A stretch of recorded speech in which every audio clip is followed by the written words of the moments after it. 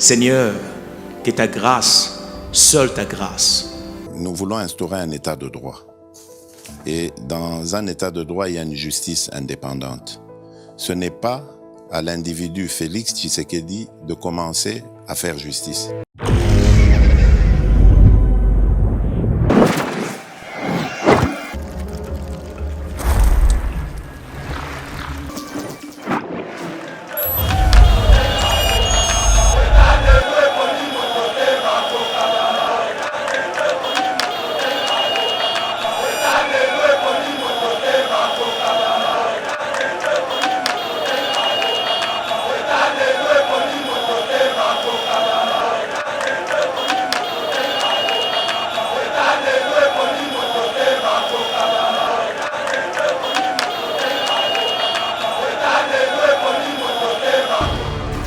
Révolution salamé na katanga esika nini ndako nazotu na bango kaka ba militant Katumbi ba pesa biso bilan ya Katumbi tant que gouverneur à Katanga pendant 9 ans ba pesa biso bilan.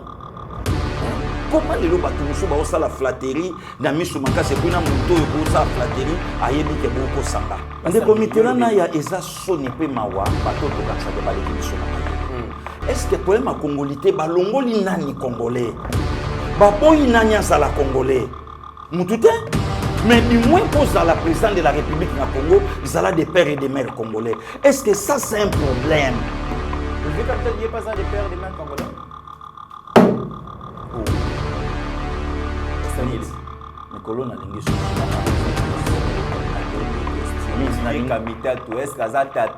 le comité Ranaya. Est-ce que Banda Makambo Union sur la Congolité c'est Bandaki? Est-ce que Batu n'était pourquoi silence radio Batu n'était oui, le Baraming. Pourquoi Batu n'était silence radio il y a Francis Kalongo tandis que Kouloutou les lois a parmi les communicateurs en casse ensemble.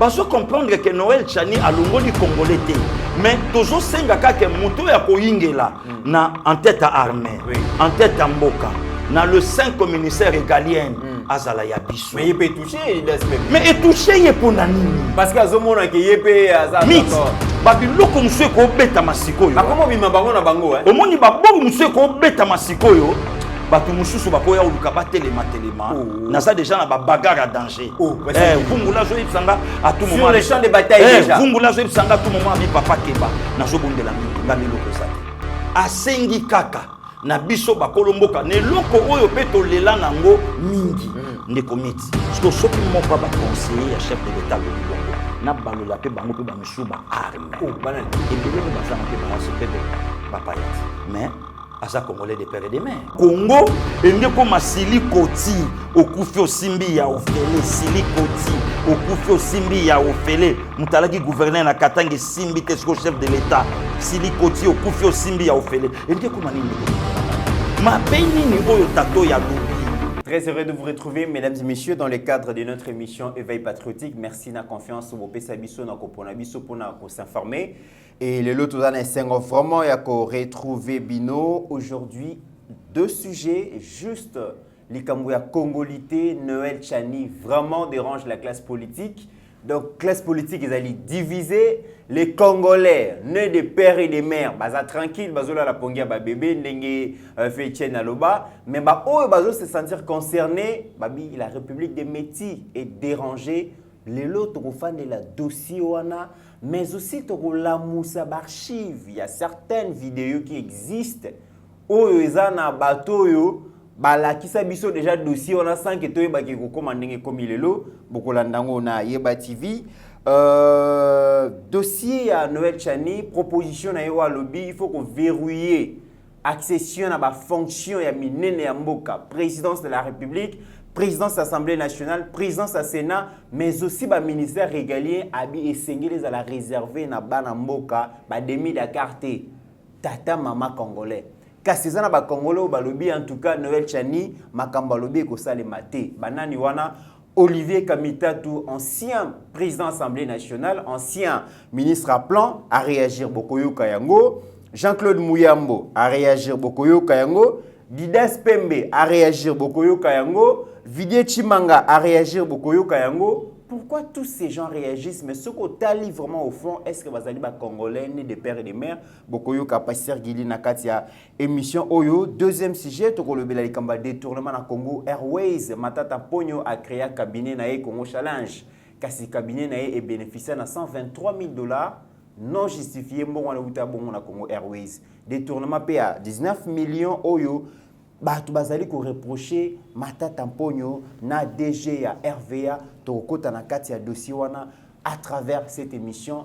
L'influenceur Gili Bokwala na habité bon on a changé la nation na bina bengo leader d'opinion batu ba komi ko récupérer yango ngana kimi na kuna na bi influenceur leader Gili Bokwala. Bonjour. Bonjour ndeko mitera, bonjour bonsoir na babone nyonso ya Eba TV na moni bando banda ko senga ba continuer ko s'abonner moi nombre bando vraiment souci pe soué na biso ezaki bo continuer ko s'abonner ndenge ya nanga shikito mushashino to zele d'ici 4 matin ya mama Sylvie aocha déjà makolona na mabela banka oya lobaka champion il faut bo banda gérer nyonso ko yebisaka batu donc ba sabonaka oyoki champion po balali moi muke donc voilà wana ya shiki donc bo continuer toujours ko s'abonner et ba vidéo na biso bo continuer encore ko liker nango et osa biso bien vraiment kimia na mabota na bino heureux anniversaire à mon grand frère propre papa chéri Sultani Jibempiana mbotama yela moya ya moto nzambe asali lo sumi kolé belé donc atabasa 87 ans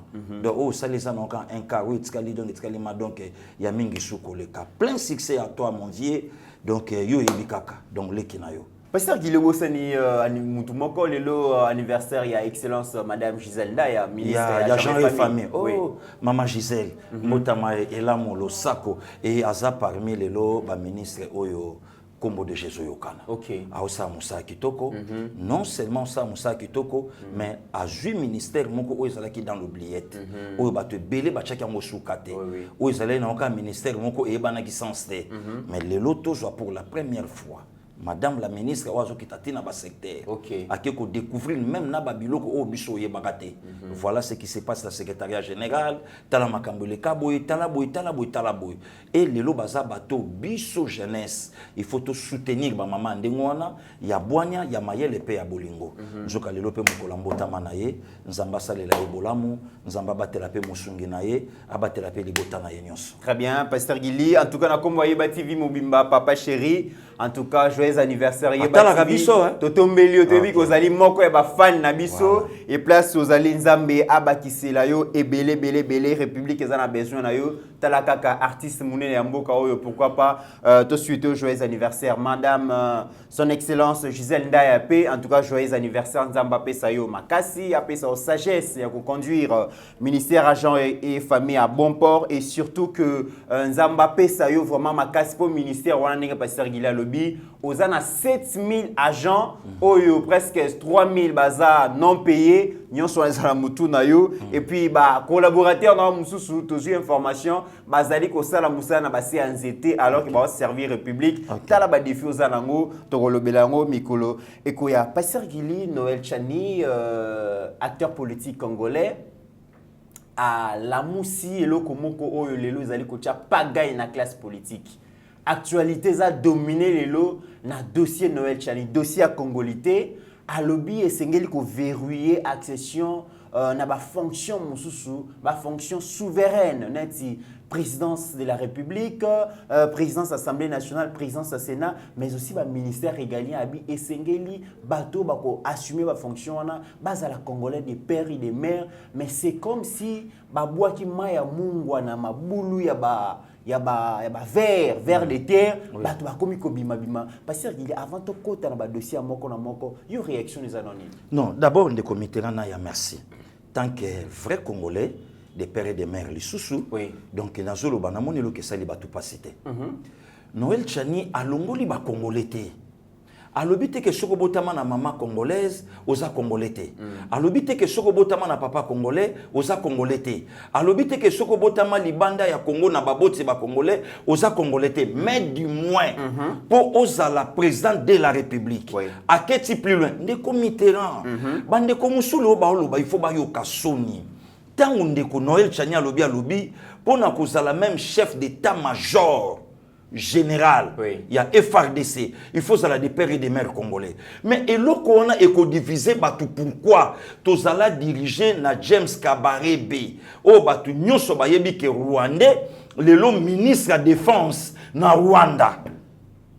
Batu bakufa awa mutazo guide biso mutasimbi mapinga un Rwandais. Lelo batu bazolo bake notre armée a infiltré. Mais tout peut ça état-major na biso nanani. Na emupaya. Vous comprenez les comités na qui encore plus loin. Lelo soka lobby même mataba ministère régalien. Musée à lobby yango na yebisi ba Rwandais bazonga surpris. Na mon ministre affaires étrangères. Il pas okanga valise. Il pas okanga valise. Bizi Makara. Ok, wapi. Moussa Tunyo qui a oh non, je rentre chez moi. Oh, au Salaka Rwandais. Mais à Simba qui diplomatie, il y a RD Congo. Ne komit, nga nazoka moi. Makambo yo nyonso no echanya zoloba. Et salama na mboka na biso. Et il y a pas longtemps, gouvernement ba warrior ebimi. Makele le chami a toi moi na 3 ministres rwandais. Bosco makele le chami pourquoi? Bayebike o ezamboka na biso pour être ministre faut la de père et de mère parce que ba congolo nyonso balobaki x rwandais balobaki yango pourquoi et puis balobaki yango en guise ya nini des comités nangai soyons quand même sérieux ya nanga de la patrie ya loba mythe hein? Soyons quand même sérieux. Parce que il y a des Congolais des pères et des mères à la richesse, mais kaso bat bazoluka. Na lobi na yo batu nyonso ba profiter na mboka oyo e yambaka mutu nyonso. Batu nyonso ba profiter na ngo. Na Congo za na ngombe hôpital yambaka batu nyonso. Yaka na yo. Yango munu mutaye a géré biso pendant 18 ans, tante na bango to monate, to mona place agenda kota la père ale ki na bango na cité te. Le bon anniversaire baninga pasteur Gili. Te mitinga ça la gentil. Nazaka na anniversaire. Le biso célébrer 50 ans ba mapasa na biso ya république. Nazaka ka na anniversaire à papa chéri. Anniversaire wana na koyeba so na moni ba acte de naissance na moni ya oracle Ryan hein. Ryan. Ah OK. Pasteur Gili. Baza mapasa ya république. Bako 50 ans lobby. Zalata gentil na bango parce que yango moni bato belé balingi na bango sur bota mapasa te po mapasa ba bota na deux villes différents. Musu na Kalemi musu epesa mobolo miti to contenir ka po ba makambo yango tout yango pe kaka ya congolité. OK. Donc mutaza congolais de père et de mère mais chez bango na kini trace ezate père ale ki azate cousin père azate anyati biso pendant 18 ans voilà mutoyer Congo a sali même pas 30 ans alinga comme président de la République vraiment ba congolais toza comment mais ba congolais peut bazo défendre loko wana pasteur Gili.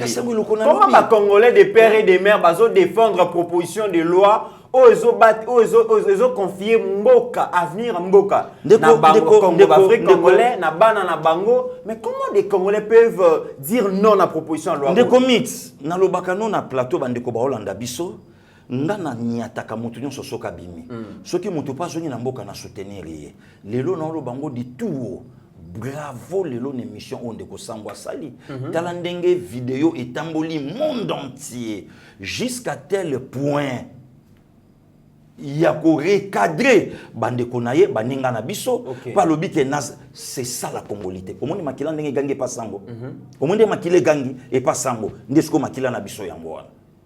Donc makila ma ya biso yango wani gangi siko e pasango. Il est difficile nenga lobby ya ko défendre Katumbi. Katumbi très sale. Mais aza clair ya kolobang. Donc soko moni réaction sango wana, des réactions congolais, de père et de mère. O azan souci mboka. Kaka ndenga lobby. Soko mutatali atali sanga lobby tina kutute ya recensement. Israël de père et de mère congolais a sali réaction moko muscleux par rapport ya baninga na ye. Abibo Kiti trop bas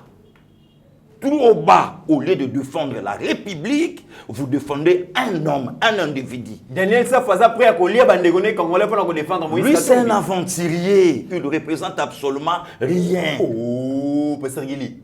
C'est un aventurier. Bon, à représenter ni.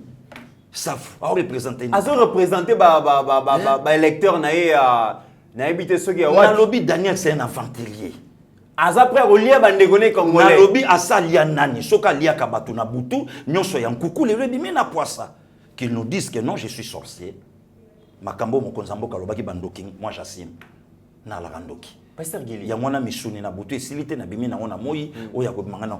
Quel est ce parlement? Quel est ce député Lilo na Mboka Moko à tenir ba propos au Safalo. Ndekomit, laissez-moi continuer na idée Oyo Yandekonanga Sango Aotoloba. Abi aujourd'hui c'est difficile. Lelo yotam ou to reprocha ka pe perdre na ba maître.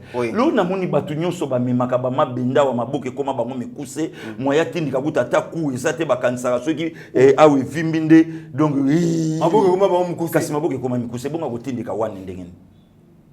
Oh, maboke koma mikuse siko akansaka soka beti bonga zui bodier kangiawa azoko tambola nenkuma yango wana. Oh, Georges Foreman apoya wa tala biceps. Mohamed Ali aboksaye. Lelo eloko nyonso biso to telemela ka peperde. Yango wana bakimi siko na ensemble. Bato bakomiti ko beta na mbunda. Ofingi Katumbi to fingi yo bo telemela nde bato ba ofinga république bino bo menancer pas. Voilà des journalistes. Voilà encore la banalité, la bassesse namitu yabatu. La bassesse. Non mais ndeko songa za na kanda tanga zolo ba. Na lobi na yo que sentir quand même soko tali vidéo ya sango réponse nangeza que sango la kisi bato. Que je suis congolais de père et de mère. Donc makambo nyonso to putana nango eza na ka ba branche. Mais grand débat sango la kisi bato que je suis de père et de mère congolais. Pasteur Guili mena likambo. Mais asengi bande konaye. Oui, va se ressaisir. Va se ressaisir. On va revenir à la raison. Va revenir à la raison. Lelo yo tuna député lokola Christelle Vwanga. Quand il na lelo na base ça comment? Abi basa l'erreur, bazaki séduit par les diables. Le diable, les termes. Les termes. Moi na moi si o ya pesaka bato elengi na ba débat avant élection il y a 30 décembre 2018 les kimoko ya mayele ya monde comité na lobaki ba makelelo nyonso bato bachaka politique yango te. Lelo yo Christelle Vwanga dans l'oubliette. Christelle Vwanga. Bato balingaki ye même atati ndenge na faina na plateau beno sa en émission dans l'oubliette. Aujourd'hui Daniel Safou même hein tout ce monde là le Peter Tchani si c'est Peter Tchani tala ndenge ndeko Israël alobi na ye bon moto donc c'est qu'en lui Israël amoni même pas la personnalité, amoni même pas bon moto dans ce que vous défendez aujourd'hui comme valeur. Très bien. Amoni angote. Pasteur Guili, ceux qui te longoli fortune, ta richesse, ton mbongo ya Moïse Katumbi, il représente quoi aujourd'hui? Est-ce que Moïse Katumbi peut défendre un projet ou une vision pour les Bible et lobby est le comment important, c'est pas l'argent qui fait les bonheurs. C'est pas l'argent. Et l'argent wa zuango wapi. Kaka mbongo ya Congo, ya biso ba Congolais. Azui yango awa. Et les lozota la batu bazo kendesko pona ko fukama pona ko zo moins eloko. Jacques Ndala azongela be missionnaire à dimanche. Alaki parmi ba célèbre journaliste ya mbokananga hein kotala muninga na biso azo sala émission mutamayele émission na ekitoko diku elongwe ozwi charmano yo soki rasta Bob Marley asala tanzembo yebana te ye wana oliaki ne binata ba regina ya pansaka makolo na ye abina kana ya pansaka makolo na ye ye wana kei politicien hein. Au lieu de soutenir Djitunga, au lieu de soutenir la nation congolaise, Babiloko Oyo Kongola Kopesa Nango Mokonza Mboka, deuxième mandat Yangoyo. Babiloko Ezalaka na C, le Bandi Kobima. Question sur la nationalité congolaise. Il faut toyeba qui est qui. Nana Zanani. Voilà pourquoi na souka il y a tranche à Motuna na on a lobby que Pasteur Guili soutient total et complètement Noël Tchani dans sa proposition. Oh ouais. Yo pourquoi tiens Nazalaka déjà. Posaka déjà. Ngai kutu na aider na branche moko to. Na moni dossier à recensement identification. Na bimi les permis. Yango mte bimi si congolité. OK. Nga siko na soutenir siko Noël Tchani to kende siko na référendum. Oh. Oui. Pasteur Guili. Oui. Tout à l'heure, réaction à Pasteur Guili. Patrick Mundeke, Oazali Bongo, responsable de la jeunesse katumbiste, a dit la loi verrouillant l'accès à la présidence de la République est une œuvre d'art de l'artiste Félix Tshisekedi et ses frères du Kassai. C'est un sorcier. A menacé président lobby, Félix Tshisekedi est le metteur en scène de la loi Noël Tchani et nous lui demandons de prendre des reculs. Monsieur Félix Tshisekedi, vous connaissez l'histoire, vous savez ce qui s'est passé en 1997. Et sinon, vous pouvez interroger l'histoire. Yosa historien, Pasteur Guili. Et on est les cas en 1997. Mais il fallait le baponga na betele li solo. do ba betelier likambo o ya yebiango te. Si Mandeke si c'est Mandeke lelo azoloba ke nazo yebisa mokonza. Oyebi ke fachaza bien. Ndeko mit. Oyebi ke fachaza bien. Ba Mandeke wana pona ko bouffer ye. Ezaka dondre obomi insecte boy nanda ko. Kagama zo bouffer batu ba Rwanda tilibanda na Afrique du Sud atine pas buba ke buba bouffer. Mandeke wana Mandeke représente quoi lui aussi Mandeke. Ye Mandeke ayebi pasteur Makolo Kotambola. Ye Mandeke ayebi Claude Machala. Ye Mandeke ayebi ba communicateur o babima. Ye Mandeke ayebi Lushima. Ye Mandeke wana Mandeke wa zoloba wana. Hani luka koloba na batute. Même na propre conscience na ye Mandeke na moi eloko omoni ba Mandeke wana tu babimisi bango po badunda passer Gilime ba okokate. Ba okokate. Ba atamukete. Mythe na yebisa que la guerre sera longue et populaire. Je vais défendre ma terre. Tina okata motema na o défendre ngo. Apparemment déjà bazo préparé ko expulser, ko chasser Bakassaye na Katanga so imamuzo continuer. Te mutako na ba propos na ye déjà bazoloba. Mutako salango mutako salango azate puisque bandeko na biso Bakatange bazana marche pour soutenir la proposition de Noël Chani. Mais ba reculer dans les lobes dans ba nile marche wana po ba lobi tension za grave na Katanga. Po ba militant ya Katumbi ba lobi en tout cas ba cha des hommes. Ndeko miti nga na otuna ba militant Katumbi tango ba sukisaki na Kasumbalesa ba militant Katumbi ba alaki wapi. Nazotuna ba militant Katumbi tango Katumbi abimaki ana ba singa mai ya lukuta akeko zo ba soins médicaux entre guillemets de connaître Katange mutabengana kiye. Révolution salama na Katanga esika nini. Ngape nazotuna bango kaka ba militant Katumbi. Ba pesa biso bilan ya Katumbi tant que gouverneur à Katanga pendant 9 ans. Ba pesa biso bapesa biso bilan. Comment les loba tumusu ba osa la flatterie na misu makase pena moto yo bo sa flatterie ayebi ke boko sanga. Très bien. Alors pasteur Gili na kolingato landa sous vidéo il y a deuxième réaction Olivier Kamitatu qui n'est pas n'importe qui azalaki bongo ancien président de l'Assemblée nationale et la République démocratique du Congo mais aussi ministre honoraire il y a plan Tolanda ce qu'il a dit en soutien à Moïse Katumbi et puis en refus à accord et pas de proposition à loi à Noël Chani. Steve Condé, l'exhibition vidéo comme ça, tu as J'ai favorisé effectivement l'adoption de la loi sur la nationalité, dont les éléments ont été inspirés par l'accord de cessez-le-feu de Lusaka. Donc ne revenons pas en arrière, et Moïse Katumbi ne cesse de le dire. Tout ce qui germe de division, nous devons écarter cela. Et ne remettons pas le pays dans le passé. Ne remettons pas ce pays dans une grande incertitude. Nous n'en avons pas le droit. Et finalement, nous sommes au Katanga. On vous accueille ici au Katanga. Il y a des sociétés, des communautés, et de nombreuses communautés où prévaut le matriarcat. Où vous êtes né d'un ventre katangais, vous êtes congolais à part entière. Il n'y a aucune discrimination. Pasteur Guillet, je cite Olivier Kamita Tolobi, la constitution congolaise a été négociée d'un accord, il y a cessé le feu, et non un accord de paix. Alors, une communauté avait pris les armes pour revendiquer de manière très ferme son appartenance à la communauté nationale. Alors, un accord à Lusaka en juillet 1999, Neto Yokanakato enterré par armes, et plutôt ça négocié congolité. Alors, les loboé, la question ils ont reculé dans le passé, ils ont malamouté, c'est très dangereux, c'est très risquant pour la République démocratique du Congo. Il y a évoqué l'isoloir congolité. Le comité là il y a eza sonipe mawa bato to kansa ke baleki biso na mayele. Est-ce que problème à congolité ba longoli nani congolais? Ba boyi nani azala congolais? Mutute? Mais du moins pour la présidente de la République du Congo, Zala des pères et des mères congolais. Est-ce que ça c'est un problème? Olivier Kapita, il n'y a pas ça des pères et des mères congolais? Oh. Mais colonne a lingué sous la conventionnelle et télématique. Question. Olivier Kamita, est-ce que ça tata maman congolais, pasteur Gili? Mais toi là, dans un moment, tu vas voir ça, na bomwana. na baninga na biso ya basi ba joli konde yolela mama ba nono vava ba na poto ba Irene wawa ba masa nanga ya bomwana yolela mama ye yolela mama ye bilongi na bango ya famille baninga musuku bandoko sana papa na bango soko tali papa pole otali ma bilongi wana papa mwana papa vandi aseki kaka est-ce que vient ngo lever kameta to yemba nzembo wana ayemba te yolela mama ye yolela ma soko tali papa kameta to otali Olivier bilongi na bango akoyemba ayemba te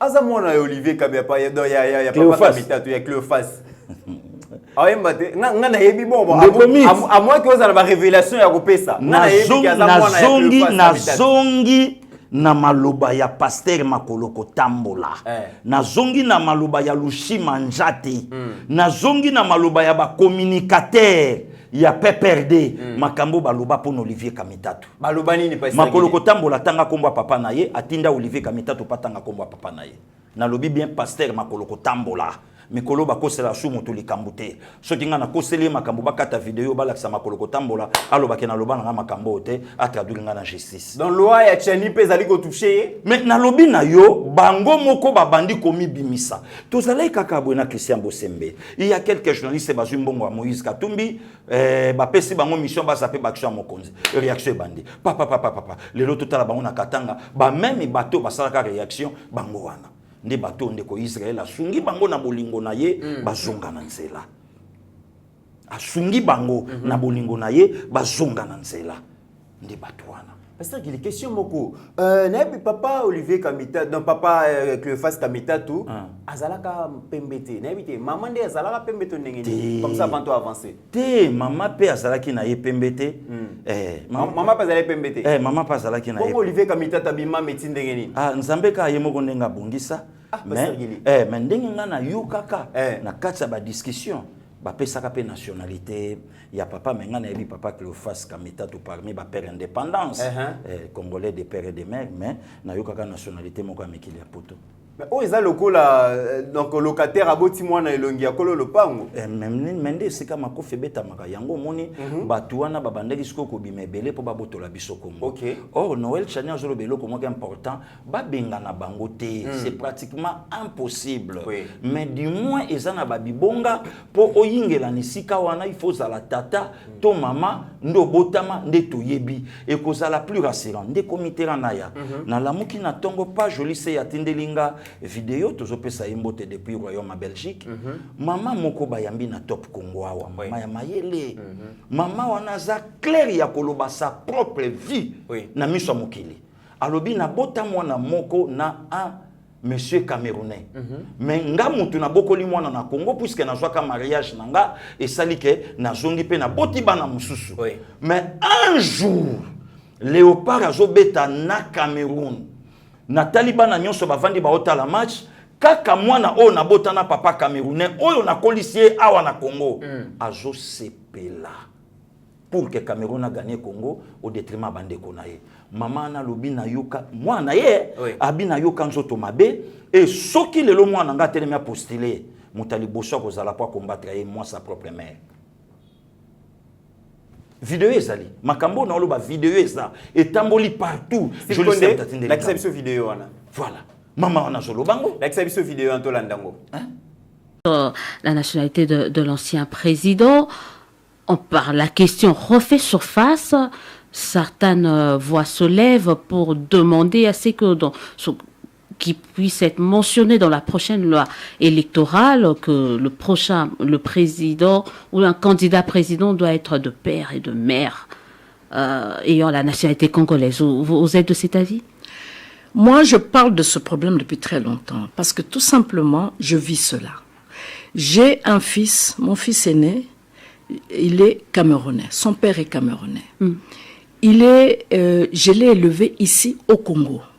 Je n'ai pas élevé avec son père parce que j'ai contracté un mariage avec un Congolais. Donc c'est un papa congolais qui l'a élevé. Mais à ma grande surprise, quand il y avait des matchs internationaux, le Congo, à l'époque c'était le Zaïre, contre le Cameroun. Tous les enfants étaient là au salon, en train de suivre le match. Qui défendait le Cameroun? C'était mon fils qui défendait le Cameroun. Sérieux? Je suis très sérieuse. Et ça m'a interpellée à l'époque. J'ai dit, un enfant qui a été élevé par une maman congolaise, que je suis, de père et de mère, qui a grandi au Congo, auprès d'un papa congolais, qui a étudié au Congo. Maintenant, il y a un match qui est en train de se disputer entre, le Congo se dispute la coupe avec le Cameroun, il soutient le Cameroun. Et aujourd'hui, mon fils est aux États-Unis. Quand je vais le voir, à ma grande surprise, tous ses amis sont des Camerounais. La majorité sont des Camerounais. Je n'ai rien contre. Je me dis, il est majeur, il fait sa vie. Et j'adore mon fils. Non, je suis... Ah non, là, vraiment, je suis très sincère. Je ne suis pas déçue. Parce que j'aime... Je me dis, c'est pas parce qu'on a mis un enfant au monde qu'il faut contrôler, diriger, téléguider sa vie. Non. On lui donne ce que nous devons lui donner. Ce que la loi d'ailleurs vous oblige vous-même, l'amour que Dieu a mis en nous pour donner à nos enfants, mais une fois qu'ils sont grands, il faut les laisser faire leur vie. Il est épanoui ainsi, bravo, je suis d'accord. Mais, et à l'époque je le disais et les gens s'étonnaient, je disais, et on parlait même pas, on n'avait jamais eu les problèmes de nationalité. Je disais que si aujourd'hui mon fils se présente au Congo, il est candidat à la présidence de la République, c'est moi, sa mère, qui sera la première à le combattre. Je le disais à l'époque. Et les gens s'étonnaient que je puisse tenir de tels propos. Bah oui, ça m'étonne aussi. Ils sont pas les seuls. Mais non, soyons sérieux. Soyons sérieux. Vous serez président de la République. Quand vous vous retrouverez en conflit face au Cameroun un jour, vous allez choisir quelqu'un. Votre pays ou le Cameroun? Soyons sérieux. C'est pour ça, le problème de nationalité, je dirais, ça dépend de l'histoire de chaque pays. Okay. Ça dépend de l'histoire de chaque pays. On ne peut pas dire, ah non, on va copier ce qui se passe aux États-Unis ou bien copier ce qui se passe en France. Par exemple, aux États-Unis, ce qui m'a frappé, on peut être né de père et de mère américains, mais si on est né à l'étranger avec père et mère américains, vous ne pouvez pas prétendre un jour postuler à la magistrature suprême. Donc la loi, cette proposition, si elle est transformée en loi, une proposition de loi, mérite d'être examinée. Tout à fait. Nous devons nous mettre sur table, examiner, que chacun donne ses points de vue et voir quelle est la meilleure solution que nous allons prendre pour notre pays. Parce que c'est un Congolais, Tchani, qui a soulevé ce problème. Noël Tchani, oui, qui est aussi, il était aussi candidat, alors qu'il était, on sait que selon certains, il était de nationalité américaine. Bon, ça, je ne sais pas encore. Oui, voilà. Mais je dis que c'est un problème qu'il faut poser ce problème avec toutes les cas, tous les cas. On ne peut pas copier d'emblée ce qui se passe ailleurs. Et il faut tenir compte de notre histoire, des problèmes que nous avons avec nos voisins. Tout ça doit être mis sur table. Est-ce que vous pensez que c'est seulement pas certaines personnes estiment que c'est juste pour éliminer un candidat, un potentiel candidat qu'on est en train de brandir Ce qui me désole souvent au Congo, c'est que quand il y a un problème qui se pose sur un candidat, si ce candidat-là est votre leader, il est de votre camp, le problème posé peut être vrai, mais vous allez balayer ça d'un revers de la main et tout de suite, oui, c'est pour l'éliminer. Voilà. C'est vrai, la parfois... c'est simple, on politise. Oui, parfois c'est vrai, c'est pour l'éliminer. Ok, vous posez la première question, c'est pour l'éliminer? Ok, d'accord, on veut l'éliminer. Deuxième question, ce qu'on a avancé pour l'éliminer, c'est vrai ou faux? Analysez ça. Nous avons eu l'affaire de Strauss-Kahn en France. On a voulu réellement l'éliminer à la course de la présidentielle. Voulons-on l'éliminer? Oui, on voulait l'éliminer. Ce qu'on a avancé pour l'éliminer était vrai ou faux? C'était vrai. Et il a été éliminé. Pourquoi nous n'allons pas avec nos questions jusqu'au bout? Nous nous arrêtons seulement à la première question. On veut l'éliminer, on veut l'éliminer. Et tout le monde se met en émoi. On veut l'éliminer, on veut l'éliminer. Mais non, on veut l'éliminer. Oui, d'accord, c'est vrai. C'est de bonne guerre. On politise même la réflexion. C'est de bonne guerre en politique. Et maintenant, ce qu'on a avancé pour l'éliminer, c'est vrai ou faux? Voilà la question. Voilà la vraie question. Donc, la question, je repose, la problématique de la nationalité de père et de mère. Ok. Ndekomit, parce que oya zolo ba wana mama, oya boti mwana. Ok. Yo kama kambo alobi. Abi soki a chaka candidature mutaliboso nga combattre yenga. Donc le sang de son père. Oui. Lobi Bishop Amenze que j'ai sali, oya zo pesa biso montana lobi, le sang parle. Le sang a une voix. Voilà pourquoi Nzamba tunaka Kayen, j'ai entendu. Nzamba lobi na yoki, mungongo la voix mungongo ya makila ya ndeko na yo, crie vers moi. Parce que makila, il y a un père camerounais et gangisko na ma. Et puisque mutaolo bango, mama yemoko. Avant ya yoki nzoto, marili. Ndeko Mitterrand to zappé mama. Nabete la batuli solo, il y a Moïse. Oyo ba élevé na pharaon. Quelque part à la qui prince. Alinga qui peut avant dans la trône. Mais Moïse a koutani na égyptien zobeta muyuda. Makila lobi. Moïse a bêti égyptien bomi epé fuite koki mayango wana. Makila. Et le loto vandi ndeko Mitterrand naya. Nazonga kaka na Bible. Ata Blaise Compaoré pasteur na loba kiango. Blaise Compaoré azalaki Burkinabé président. Mais 27 ans après pouvoir esili a réclamé sa propre nationalité ivoirienne. Il y avait un président aussi un président à Pérou azalaki japonais. Après justice a détruit le Pérou. Voilà. Et comme il va récupérer il faut Japon. Voilà. À réclamer la nationalité japonaise. Le comité n'a vu Joseph, le tout dernier enfant, l'avant-dernier enfant, il y a Jacob. Talatangwa moni bande konaye. Est-ce que Batoubaye baka entré ya Israël na boumbu en Égypte? C'était Joseph. Kobengi sabengi saka bande konaye boya. Boya na papa. Pharaon a pesi bango mabele moko fertile na Gozen. Pasteur Luka Ilondo a contredire ngate, pasteur Etienne a contredire ngate, pasteur Santa a contredire ngate. Apesi bango mabele na Gozen na Bibovanda. Bango basi bakufi.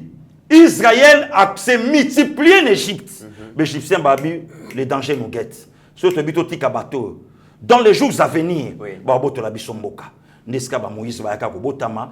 Bateau yo balandaka ndeko na bango Joseph. Ndeko bimana bango, yango Joseph alobaka, mbula nyonso nzamba ko visiter bino, bobimana mikuwa na biso. J'en passe ndeko Mitterrand.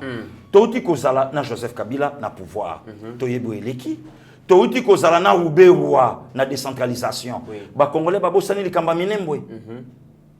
Ba Congolais ba gili la cotan ou déjà Olivier Kamita tozolo be likambo ya accord ya Lusaka. Est-ce que Tokoki Kozongela Bakoro Kabila signé pendant 18 ans? On n'a pas. Apparemment, il y a des histoires. Oh, et ça les manamboka. Les comités, même notre constitution, il faut réviser Yango. Même constitution Nabiso. La constitution a été taillée sur mesure pour éterniser Kabila au pouvoir. Nana moni li kamboye salabatu. Pas si ezate, limbisan de comité ram. Namoni yangote, mais du moins. Bato nyonso basali réaction. Ba mifundi ke toza na biso ba congolais mais moyen ya kokoma na yesika wana ezate. Pourquoi de comité na souligner le komoko lelo pe na plateau na yo. Pourquoi lelo bato nyonso bazo causer biso di tort toujours des nationalités douteuses. Bademi Dakar. Bademi Dakar. Toujours des nationalités douteuses. Nekomoko la kisanga photo lelo pendant 18 ans ya Joseph Kabila na maman Marthe. Ina na maman Sifa. Mais batu boni lelo bakobimisa photo ya bu bébé ya Fachi et se bandio bima. Viroger Fachi ya nanga Christian Tshisekedi bana mike pour preuve madame Oya tangisa chef de l'État na 3e primaire ti lelo azali. Est-ce que lelo sa fierté te pona banamboka?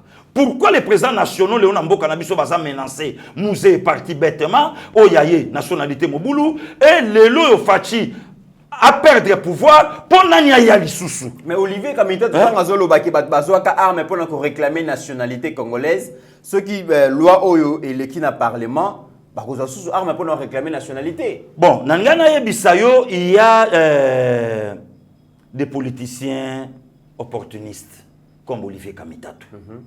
Aujourd'hui, la personnalité vendue, au Ekouï, les lots parfois, et l'eau moko ko soit soutien na mboko a comme supporter sa Mazembe.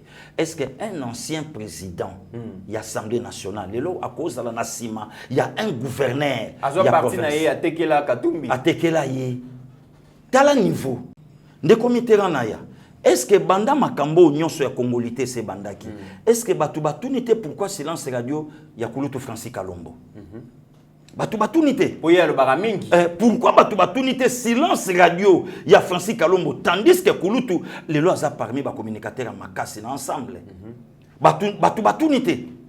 Est-ce que lelo a âme conscience ba pesine de konanga mona kololo pango Eliezer Tambo ba pesi micro.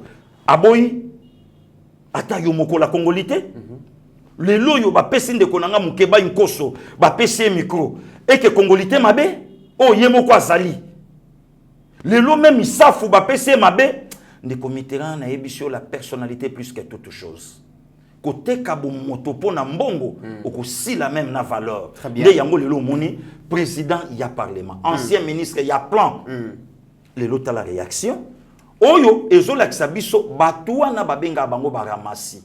Baramasi batu balukela ba na Israël problème na désert. Moi nanda ko asenga biloke pa tata na kolela te. Ayebi ke za ya biso. Ça droit. Mais soki o moni ba réaction e bandi boye nazo alerter peuple congolais totalement. OK. Aujourd'hui ce n'est plus le Rwandais. Les lorsque ba payasko ba côté la kibiso na kati. Oyo penser na bango eza ba renverser Fachi na pouvoir, ba renverser Fachi akufa et permettre mboka na biso ezonga sko na esclavagisme. Voilà pourquoi Lelo Pasteur Guili donne raison à Joseph Kabila mon mari que je ne suis pas venu vous dire un au revoir mais un à bientôt. À bientôt par rapport à qui puisque ba oyaye, ba oya bango ba salaki na kati. Très bien. Alors Pasteur Guili te reçoit autre réaction cette fois-ci il s'agit de Olive Lembe Kabila Alobi, si moi je me permets de parler, c'est parce que involontairement je me suis retrouvé leader d'opinion quand même parmi les femmes du Congo. Joignons-nous, chers compatriotes, unissons-nous. Des querelles inutiles, des rejets, des choix soi-disant des Congolités et consorts, ça ne nous amène nulle part. Abakissi, ça risque de provoquer notre chute encore une fois. Et pourtant, nous avons déjà pris un très bel élan avec tout ce que mon mari Joseph Kabila Kabange a consenti comme sacrifice, de façon à ce que nous en arrivons là. Nous n'avons pas besoin de reculer. Je pense que le peuple congolais dans son entièreté est d'accord avec moi que c'est mieux de mettre une brique au-dessus de celle qu'on trouve au lieu de la détruire quand on ne sait même pas où est-ce qu'on va aller trouver une pierre. Nous devons faire attention. Olive Lembe Kabila. Il y a déjà lobby, les Congolais, qui sima, mobile n'est déjà à Tongi. To bebisa, oh mobile à Tongi, mobile à Tongi, to bakisande ba brique na construction oh Joseph Kabila atikeli biso. Pasteur Guili réaction na yo. Nde comiteran ngana kolina ministère à combat, maman na papa langue de res mémoire. Bayebisa ngana ke bakana bamo na blaga kana bamo te webimi na mono kwa moto il faut landela pourquoi mo wana ba utiliser na yo ki momoko leader d'opinion oui depuis quand ah bien involontairement c'est retrouvé leader na tiaye involontairement wapi un leader amibeta katolote est-ce que signification ya leader d'opinion ba ya nanga ba Sylvie Bongo ba yebisi ete ke mo oza ya yote pu yote mtokolo belango un leader ami lobela te ke na leader batunde batu baloba kaza leader. Et un leader d'opinion, aza moto soka lobi likambo bato balandiye. Likambo nini o ya loba o bato balandaye. Alata roba rouge. Est-ce que ti lelo na ba matanga tolata ka roba rouge? Voilà leader d'opinion Maman Denise. T-shirt ya pamba lati ya FRDC. Lelo zoningi samboka. Leader d'opinion yango wana. Comme Pasteur Guili, Fachi, c'est notre frère, c'est notre sang. C'est notre sang. C'est tout le monde qui en parle. Voilà. Donc, les gens qui ont été leader. Batunde batu bakolo bake aux leader. Nakamo ya nanga docteur Maëla Lobi. Les qui n'a mis ça na kobengo leader. Ngabi via Lobi, ouais. Oui. Et qui para acheter. Ce n'est pas Nangana le canal au bana leader. Non, non, non, non, non. Recensement, identification, tout le monde. Voilà. Donc, il n'a pas évité les lots insectes nini. A comme il sala maman olive. Mon bali na kinga kati azole isalion. Moi c'est na katanga. Est-ce que les balango sala kakati de l'eau? Est-ce que Azo préparé candidature n'était pas Pasteur Guili? Parce que ces derniers temps, tout le monde a maman olive a commis permanente na ba réseaux sociaux. Ne comité na ya to tambola ki na yo to vidéo. Les lots ndeko Noël chania bimiseka mo congolité mais motabanda mo c'est maman olive. Maman olive? Maman olive. Tout l'andana maman olive en ces temps-là. Voilà. Bazoya kokosa bana na biso ba mama na biso ba papa na biso ke soki bo vote ngai na kosalela bino boye na kosalela bino boye na kosalela bino boye me ngai nazoyebisa bino eloko moko bato yango ndenge baza wana preske bato nyonso ata moko te abala ndeko na biso ya kongolese soki biso toka kitoko te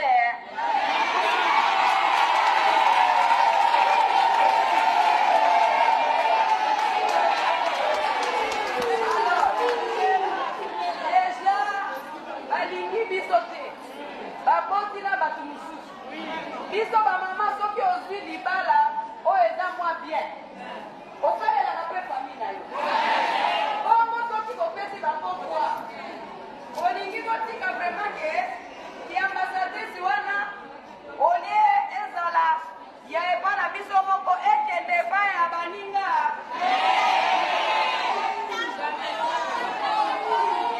faire face dans la République démocratique du Congo. Si moi je me permets de parler, c'est parce que involontairement, je me suis retrouvée leader d'opinion quand même. Parmi les femmes du Congo, joignons nos forces, mes chers compatriotes congolais. Unissons-nous.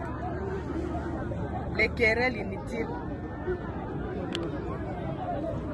des rejets,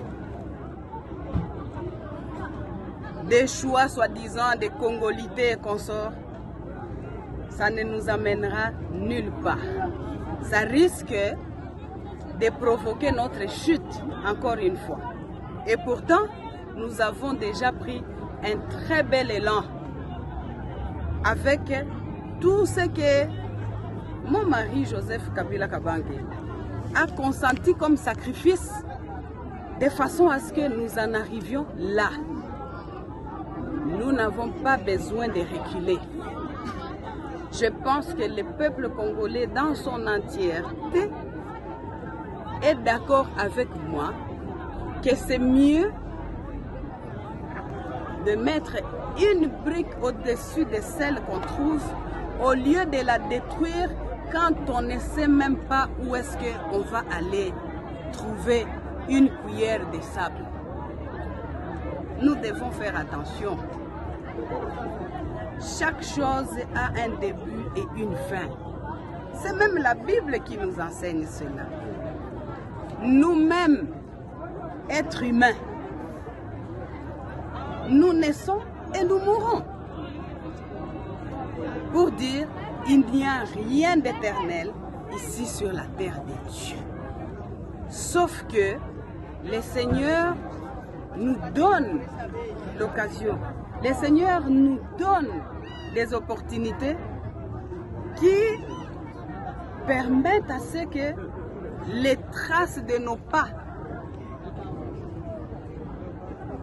subsistent, survivent à jamais, au lieu qu'elles s'effacent derrière nous.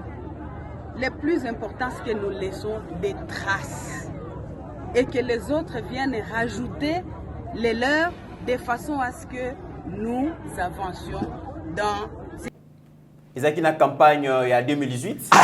Parce que tant que Zoloba, bateau yo bazo ya, po bino bo pia bango voix, ba koma ba konzi mboka, bazana basi mboka na bisote, bazaba paya. Elle voulait dire quoi par là?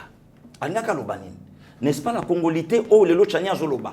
Parce que nani o ya lobelaka atakaka Fayolo, nani o ya lobelaka atakaka Mama Denise o kutu, aza même pas na nationalité o ya ngaka pesaye. Vous comprenez? Parce que tant que kita plus loin bongo bana na bango o bakobota, mais yango déjà sur la congolité. OK. Parce que lelo yo ndakisa nini l'influenceuse, elle a influencé quoi? Hein? Bah influencer sur la pauvreté, pasteur. Mais justement, yango wana. Hein?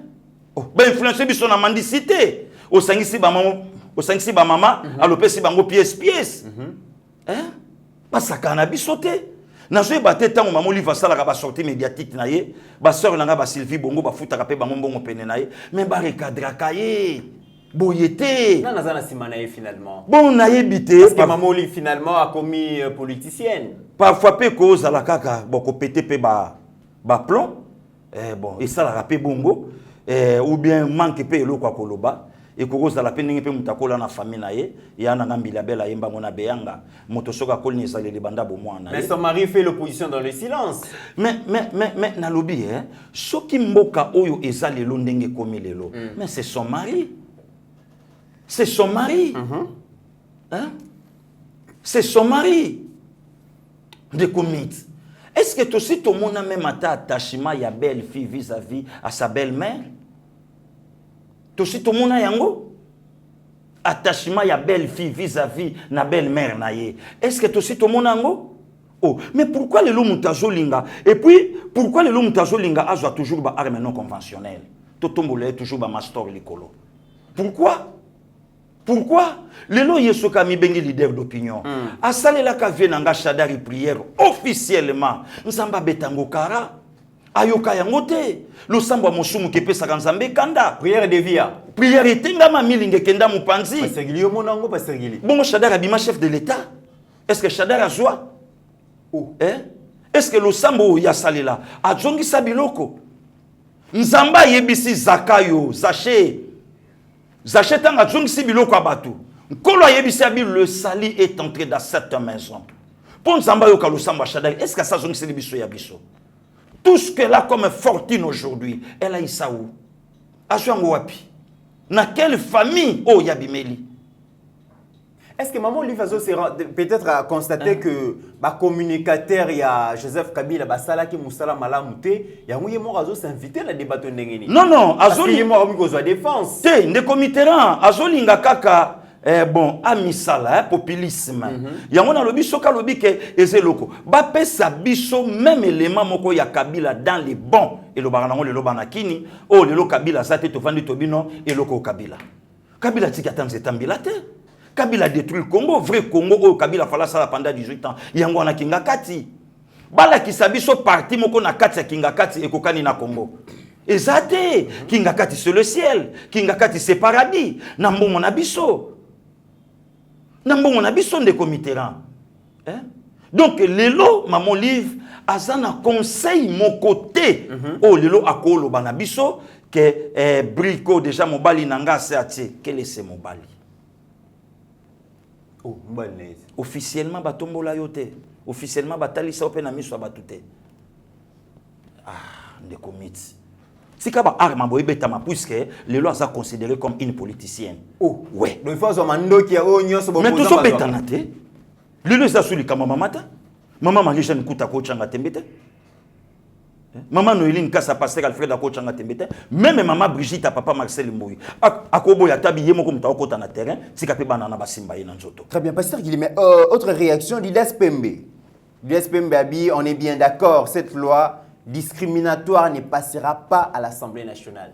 Mais dans le bin de comité, bazo comprendre que Noël Chani a longoli congolais té. Mais tozo senga ka ke muto ya ko yingela na en tête à armée, en tête à mboka, na le 5 ministère régalien azala ya biso. Mais il peut toucher l'IDES Pembe. Mais il toucher ye pona nini? Parce que azomona ke yepe azala d'accord. Babiloko mswe ko beta masikoyo. Ba comment bima bango na bango hein? Omoni babongo mswe ko beta masikoyo. Batu mususu bakoya uluka batelema telema naza déjà na ba bagarre à danger. Vungula zo ipsanga à tout moment sur les champs de bataille déjà. Vungula zo ipsanga à tout moment abi papa keba na zo bondela mingi ngabe loko ezate. Puisque tant musu batu musu ba osa réaction. To ko betela vraie identité na yepé. Ozo comprendre. Te na tangi nga kombo mutute. To ko beta pe ba arme mususu batu musu pe ba lamoki. Ouais. De ba dossier ezali na lobi batu musu lelo pe tango ba oloba to ko beta pe ba arme musu na tangi nga komba mutute.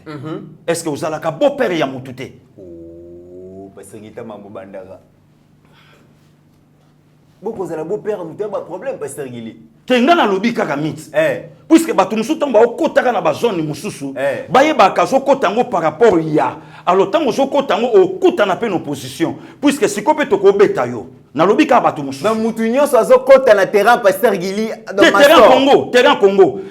Master. Tango yo zo loba lua wane ko le kate batu mususu ba loba. Ozo loba ngote par rapport pozo revendiquer mythe. Moi na pas bota na pasteur Gili. Oui que yo za na dossier ya mutu nyonso. Mais finalement yo za la nani. Mythe ba osela nga complot ba bimisa. Parce que oza na dossier ya mutu nyonso. Donc yo so be fungola page ya Konde mabe, o fungola ya Mubiala mabe, o fungola soki ya de papa mabe. Finalement yo ba dossier ozo. Yango moni ba osala complot ba tapengai. Bazo yo kana ba place na leka ko fo bo taper. Non, ba tumsu ba ko sakana te. Te ba tumsu ba ko sakana bisote. Est-ce que balongo li mutu? Balongo li mutu. Zala no ministre économie problème. Zala na lobby Noël Chani né de père et de mère. Mais ministère régalien de Togo. Noël Chani né de père et de mère congolais. A une nationalité libanda. Bazandenge moko lelo na ba Marie Cécile Okito. Moi na papa Jean-Claude Okito, na maman de Rese Mémoire. Lelo nationalité américaine mais congolaise d'origine. Koto Lubefu, Koto yo Katakokombe. Donc Okito lelo soki aye, akosa pe candidature na ye, akomine nakata gouvernement, ministre des Affaires étrangères, et ça parmi les ministères régaliens, azana ene loko moko te lelo mutako reprocher. Vous comprenez? Mais lelo tango bato mususu bazo loba. Pas si nini bazo yoka ke ekokabola biso te kutu et sali biso bien. Ce qui tembe passé Gila le bisko to bimananzela to kota sko na référendum. Mais yepé bazui Noël Chani na rotanga komba conseiller wanate conseiller moko ya mokonzi mboka. Alobi abisi Noël Chani habitué congolais de père et de mère, bien sûr. Mais tu as choisi une nationalité étrangère pour ton confort et celui de tes enfants pendant que biso ba demi Dakar, ba demi congolais. Tozala ki apona bundela mboka. To libérer mboka musale salami aloyo yo tia des ordres et olekate. Est-ce que Noël Chani a signé comme chef de l'État? Est-ce que Noël Chani a signé comme ministre de la Défense? Est-ce que Noël Chani a signé comme premier ministre? Non. Noël Chani a signé kaka. A signé kaka. Na biso bakolomboka ne loko oyo peto lela nango mingi ndeko miti parce que ceux qui moko ba conseiller ya chef de l'état lobi bongo na balola pe bango pe ba misuba arme ebele pe bazana pe ba SPB ba payati mais aza congolais de père et de mère musa les amis akimimba na mboka na zo avion azongi mais belé bazana so otali passeport belge otali passeport français bazia kwa mbrouiller biso mais ceux ka yawa père na mère bato mboka oyo yebisanga.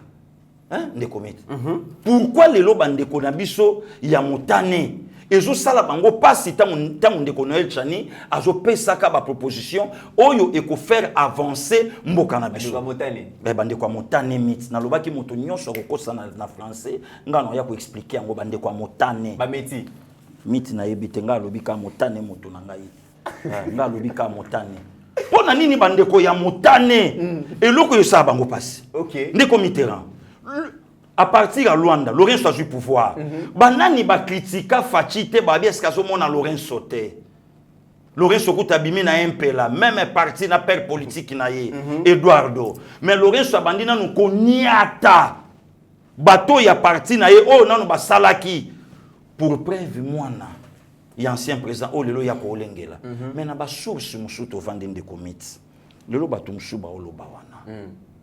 Na yoki pe mwana pe ancien mokonzi moko ya mboka nanga ndenge na yoki immeuble pe ya monene na Gombe immeuble et le mwana n'a même pas 20 ans et ça ko bomba te il semblerait que Junior Kabila azana bon papa na ko sombela pe pasteur Bosco yotuna immeuble na juango wapi nde place lo ke pesa ba grand frère nanga ba Jean-Louis Chimbalanga colère yango wana muto asali ba 30 ans na poto ba Jean Dominique ba autant d'années na États-Unis mais parfois mutazo ya zo somba terrain na Badara mais mutaza même pas na 20 ans immeuble déjà à kota cimetière à Gombe après le lorsque une yo pia so conseil nini oyo pia biso ma bénine oh lelo eza sur la congolité tout na bande konanga ba congolais lelo baza éparpillé na monde Kolombo kayebi ke yoza mupaya ata ozwa mukanda ayebi koza mupaya mais pourquoi pas eloko wana epa na biso pe ezala ekota to yebi ke ebonga oyebi ke ya nanga Monica Beya na Canada ayebi singe eloko moka lobi alobi Pasteur Gilinga, oui, grande sœur.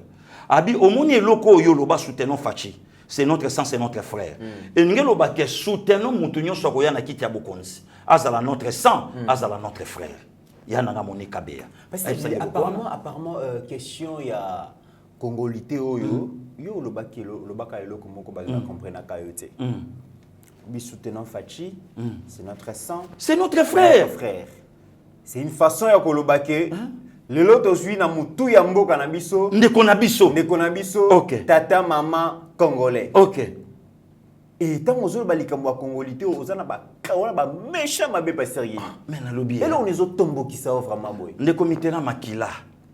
Les sangs parlent, les sangs crient, les sangs réagissent. Tout ça bande ko lelo ba na États-Unis, mais bayaka Congo mboka salité ponani. Mboka na bamoti. Donc erreur lobby autosaki dirigé par bapa. Ils ont ali sous. Na lobby na yo to à disposition. To vanda na Ruberwa awa. Nanya parla te po na Ruberwa. Ministre de décentralisation Ruberwa, ancien candidat président de la République Ruberwa, anaka diriger pe Congo. To vanda oya lobate nani. To vanda na katamboka oyo nana parla te po na Patrick Bologna. Nana parla te. Hein? Po na Patrick Bologna na mboka oyo nana lobate. Ba meti ba commencer la coalition. Eza na mutu moka loba lobi ndenge ba komela Bologna eza ndenge ba komela ka Bologne ya Italie. Oh, Bologne na biso banga ba komangona IA. I avec chapeau A. Bologne ya biso. Mais ndenge ba komela Bologna wana Y eza lokwa ba koma Bologne ya Italie. Laissez aller zalaki vraiment na mboka oyo. Mais non, na mboka na bapaya to banda oyo bana lisusuté. Ba na mboka kutu nde batu ba nyokwami ba na mboka kutu nde batu ba souffrir na kata mboka na bango. Cardinal Mosengo Lobango toza na prison ya ciel ouverte. Rossi a koufi na mboka na ye. Tous vivre ba travaux forcés au Cameroun il fallait ça déjà. Oui, Rossi a koufa na mboka na ye. Thérèse azwa masasi na mboka na ye. Ba combattant indépes calciné na mboka na bango kutu na bamboka mosusu bato babengi biso balobi pour diriger ta parti politique na Angola pour diriger ta parti politique zala mona mboka à Israël kutu babi ko kota armée a pas ma koko armée faut zala vraiment de père et de mère nazoka mwa Congo endeko masili koti okufi osimbi ya ofele sili koti okufi osimbi ya ofele mutalaki gouverneur na Katanga simbi tesco chef de l'état sili koti okufi osimbi ya ofele endeko maninde komiterana na ya mabenini oyo tato ya lobby toka bonate mais pour être candidat président de la République zala de père et de mère congolais et sali batu pasi pona nini. Très bien, to komi na souka pasteur Gili Congo Airways to beta moi lisolo muke to komi vraiment na souka en 1 minute matata mponyo dossier bukangalo nzo pemi na muke mais ba la musele sous dossier mususu dossier wana ezali ya Congo Airways a créé un cabinet moko d'audit Challenge Congo mais a Zwambongo $123,000 à financer na cabinet wana eza justifié te na kati ya Congo Airways compagnie wana ba avion malonga pesa la kananu te mais détournement il y a $19 millions. Pasteur Gili, il y a un détournement il y a bambongo na mboka o na habité. Est-ce que ça na ba gestionnaire moko sous Kabila o ceux qui IGF que ça l'audit ba mona ka yiba pété. De comité na yango moni photo soutenir ba lokwa ba Gila Lingeti IG inspecteur général. Il faut tout soutenir ba tout lokola ba papa Sylvain Kalula. Oui. Hein? Donc procureur à 4e. Okay. Il faut tout soutenir ba papa Sylvain Kalula. Baza bato yo lelo ba yeko leksa biso ke ba vrai congolais kana musana bango. Détournement partout pasteur Gili. Docteur Mayela betelanga lisolo chaque fois soto sur na ba na vie na ba 6h. Alo bakalobi na Congo to commence la concurrence à détournement ba millions. Mais tu m'as en tête à entreprise on dit oh ka 500,000 à mouké mon cher. Dans la l'équipe engagé dans les 4 millions yo le mouké ba détournement comme bongo. Et les promoteurs de tous ces détournements c'est monsieur mon mari. Puisque tant la loba qui ont que prison et fongwami pour na bakulu en cravate. Moi c'est na yebisa biso quel est ce couloir en cravate à côté ikuna? Personne. Dis-moi qui te fréquente. Malgré rapport, il y a Luzolo Bambi, mais ça, on a le roté. Et lequel a coûté même à ta vie Luzolo Bambi, pas problème. Très bien. Et lequel a même vie Luzolo Bambi. Si quoi, le lot n'a quitté pas y matata pogno. Ti le lot et l'eau koni nezangi matata pogno a senga vie baati le kwebo. Papa respect na mboka na biso. Mais c'est baati yebisa ba sénateur ba élever immunité na kende na faire face na justice. OK. Session parlementaire peut aussi là. Mesdames et messieurs. Kaka ndenge moko na procès ba senga ke kende na cour.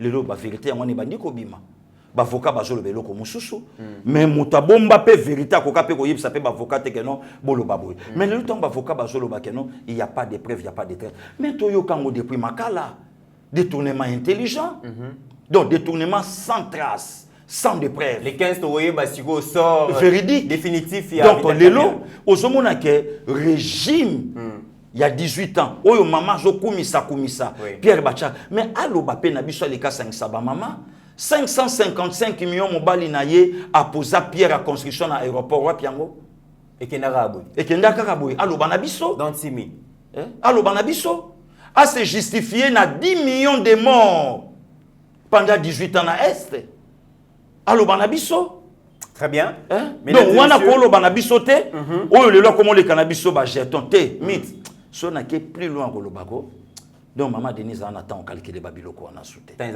baza ba ningate baza na mvula ya kokokana te baza na ba niveau ndenge mokote baza pe na éducation ndenge mokote donc yo loba na yo kaka tio ko ça mettant zo lobo mitala kapé amitala kapé pona ni miti bato asaka na biso trop mutu na ngai.